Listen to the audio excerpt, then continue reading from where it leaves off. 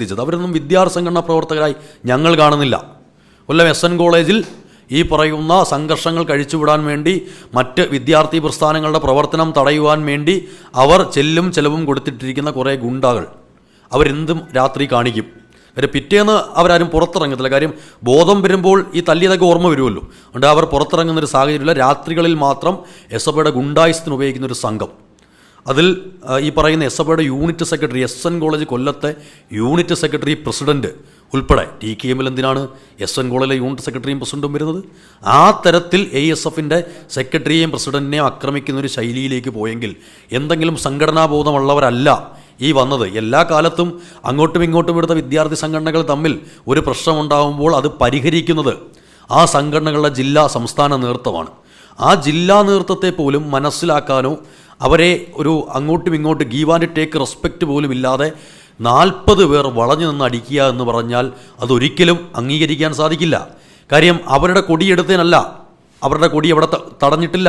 T K എമ്മിൽ അതിന് സാധിക്കുന്ന കാലഘട്ടവും ഇപ്പോഴും സാധിക്കുന്ന സംഘടനയാണ് ASF, പ്രദേശത്തെ സംഘടനാ ശേഷി അനുസരിച്ച്. പക്ഷേ ഒരു കാലത്തും മറ്റ് വിദ്യാർത്ഥി പ്രസ്ഥാനത്തിൻ്റെ ആശയപരമായ പ്രവർത്തനത്തെ എതിർക്കുന്ന സംഘടനയല്ല ASF. പക്ഷേ കേരളത്തിലെ 14 ജില്ലകളിലും ഒരു അസ്വാരസ്യവുമില്ലാതെ SFIയോടൊപ്പം സഹകരിച്ച് പോകണമെന്ന് ആഗ്രഹിക്കുന്ന വിദ്യാർത്ഥി പ്രസ്ഥാനമാണ്. പക്ഷേ നിരന്തരമായി ASFന്റെ ആശയപ്രചരണങ്ങളെ SFI ഭയക്കുന്നുണ്ടെങ്കിൽ അത് ഇനി നേരിടാതെ മുന്നോട്ട് പോകുവാൻ ASF തീരുമാനിച്ചിട്ടില്ല. ഞങ്ങൾക്ക് SFI എന്ന് പറയുന്ന സംഘടനയോട് യാതൊരു തരത്തിലുള്ള പ്രശ്നവുമില്ല. പക്ഷേ ഞങ്ങളുടെ സംഘടനാപരമായ പ്രവർത്തനത്തെ തടയുന്ന തരത്തിലാണ് അത് കൊല്ലം ജില്ലയുടെ എടുത്തു പറയുന്നു. ബാക്കിയുള്ളിടത്ത് ഇപ്പോൾ അങ്ങനെയുള്ള പ്രശ്നങ്ങളൊന്നും വന്നിട്ടില്ല. കൊല്ലം ജില്ലയിൽ ഇത് അംഗീകരിച്ച് മുന്നോട്ട് പോകുവാൻ സാധിക്കില്ലെന്നാണ് കൊല്ലം ജില്ലയിലെ ASFന് എല്ലാ കാലത്തും നേതൃത്വം നൽകുന്ന കമ്മ്യൂണിസ്റ്റ് പാർട്ടിയും ഞങ്ങളെ സഹായിക്കുന്ന AYFും തീരുമാനമായി എടുത്തിരിക്കുന്നത്.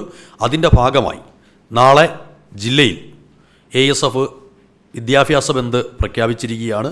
അത് നിങ്ങളെയും കൂടെ അറിയിക്കാൻ വേണ്ടിയാണ് വിളിച്ചു ചേർത്തത്. കാരണം കൊല്ലം ജില്ലയിലെ കലാലയങ്ങളെ തുറന്നു കാണിക്കുന്നവരാണ് കൊല്ലത്തെ മാധ്യമപ്രവർത്തകർ. കൊല്ലം എസ് എൻ കോളേജ് സംഘർഷം ഉൾപ്പെടെ അങ്ങനെ അതിൻ്റെ സത്യാവസ്ഥ പുറത്തു കൊണ്ടുവന്നവരാണ്. അതുകൊണ്ട് തന്നെയാണ് പറയുന്നത്, വരും ദിവസങ്ങളിൽ ഇങ്ങനൊരു പ്രശ്നമുണ്ടായപ്പോൾ അതിൽ ASFന്റെ ഭാഗത്തുനിന്നൊരു വീഴ്ച ഉണ്ടായിട്ടില്ല എന്ന് പൊതുസമൂഹത്തെ അറിയിക്കേണ്ട ഉത്തരവാദിത്വം ASFനുണ്ട്. അതുകൊണ്ടാണ് ഇങ്ങനെ ഒരു പത്രസമ്മേളനം സംഘടിപ്പിച്ചത്.